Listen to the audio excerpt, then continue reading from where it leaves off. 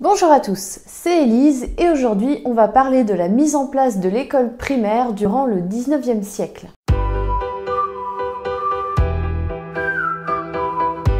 Dans la première moitié du 19e siècle, encore un adulte sur deux est analphabète. C'est pas joli.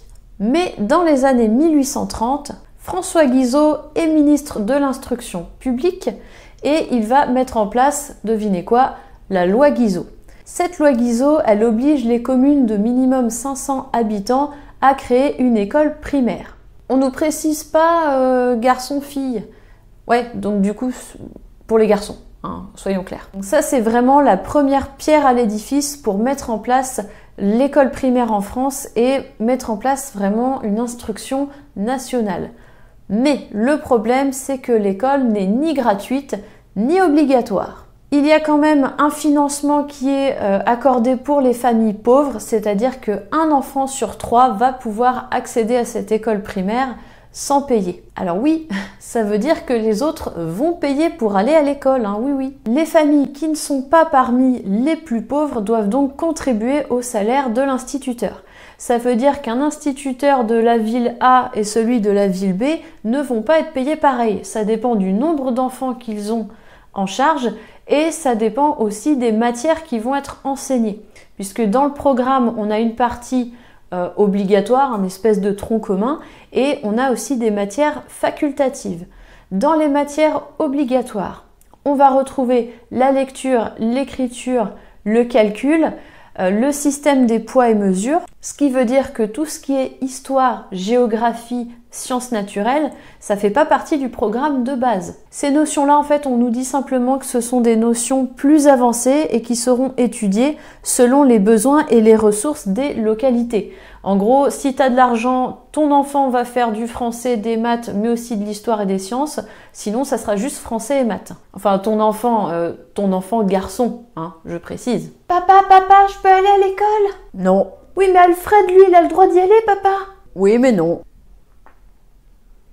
Les écoles normales de formation des institutrices ne sont créées qu'à partir de 1844, c'est-à-dire quand même 11 ans après la promulgation de la loi.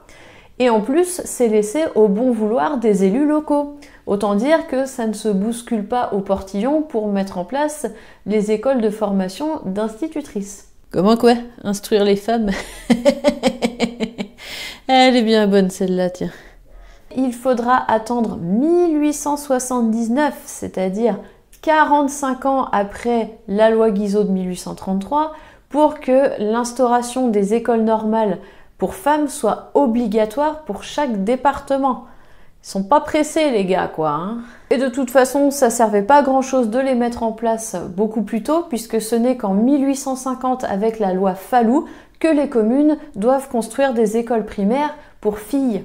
Yes! Nous les filles, on va pouvoir étudier. Pour les filles, même programme que les garçons, français, donc lecture, écriture, maths, plus le programme facultatif, donc histoire et sciences, et le chant, la gymnastique et le dessin. Ah oui, c'est quand même plus important d'être souple et de savoir faire le grand écart plutôt que de connaître sa géographie, hein.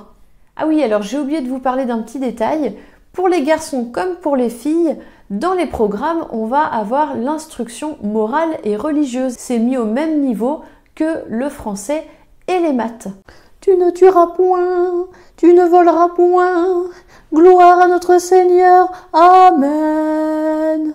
On avance, on est déjà quand même dans la deuxième moitié du 19e siècle et pourtant l'école n'est toujours pas obligatoire. Mais on a un bon petit gars qui s'appelle Victor Duruy et qui va avoir que des bonnes idées. Il a une destinée un petit peu particulière pour l'époque.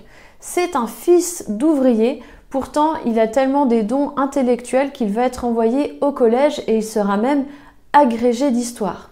À côté de ça, dans les années 1850, Napoléon III a envie d'écrire l'histoire de Jules César pour mettre en avant les valeurs républicaines. Les deux étant très férus d'histoire, ils deviennent copains comme cochons. Et notre ami Victor Duruy est donc nommé ministre de l'Instruction publique à son tour. Sa nomination, c'est en 1863 et là, il a un projet de dingo. Donc pour l'époque, vraiment, c'était un peu foufou, c'est-à-dire que lui, son projet, c'était de mettre en place un enseignement laïque, alors qu'à l'époque l'Église et l'État ne sont pas séparés, gratuite, alors que c'est pas le cas puisque ce sont les familles qui payent les instituteurs, et obligatoire, ce qui n'est pas le cas non plus. Pour vous donner une idée, en 1878, on a encore quand même 600 000 enfants non scolarisés. Pour une population entre 35 et 40 millions d'habitants, c'est quand même énorme, hein. Victor Duruy ne va être ministre que jusqu'en 1869, donc son beau projet ne va pas avoir le temps de se mettre en place. C'est finalement Jules Ferry qui va reprendre l'idée, hein, avec les lois Ferry, très originales encore une fois. La loi Ferry, c'est celle qui va vraiment terminer d'instaurer l'instruction primaire en France avec des gros changements. D'abord, en 1880, on va avoir la gratuité. Beaucoup de communes avaient déjà instauré la gratuité, mais pas toutes, surtout que pour les écoles de filles, on avait un petit supplément au niveau des impôts. Là, on est vraiment sur une gratuité totale. Une fois que l'école est gratuite, là, on va pouvoir la rendre obligatoire, hein, puisqu'à ce moment-là, peu importe ses revenus, de toute façon, il n'y a rien à débourser.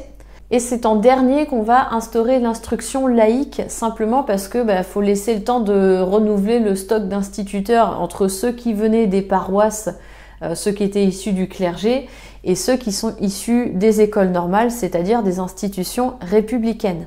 Bon, et bien puisque c'est ça, je vais aller planter des carottes. Alors qu'est-ce qui va changer aussi avec les lois Ferry? C'est le programme scolaire. Donc là, il est le même pour les garçons et les filles, ça c'est quand même la grosse nouveauté. On va avoir l'instruction morale et civique, et pas l'instruction religieuse, donc ça c'est vraiment le gros changement. On nous dit d'ailleurs que l'instruction religieuse appartient aux familles et à l'Église. L'instruction morale à l'école affirme la volonté de fonder une éducation nationale. Et c'est à partir de là, ou en tout cas dans la continuité au XXe siècle, on va abandonner le terme instruction par éducation nationale. Voilà, j'espère que vous en avez appris un petit peu plus sur la mise en place de l'école primaire en France. En vous abonnant et en activant la cloche, vous pourrez retrouver des vidéos sur l'histoire et le fonctionnement de l'école chaque dimanche, plus des petits trucs d'apprentissage pour aider vos enfants pendant la semaine. À bientôt!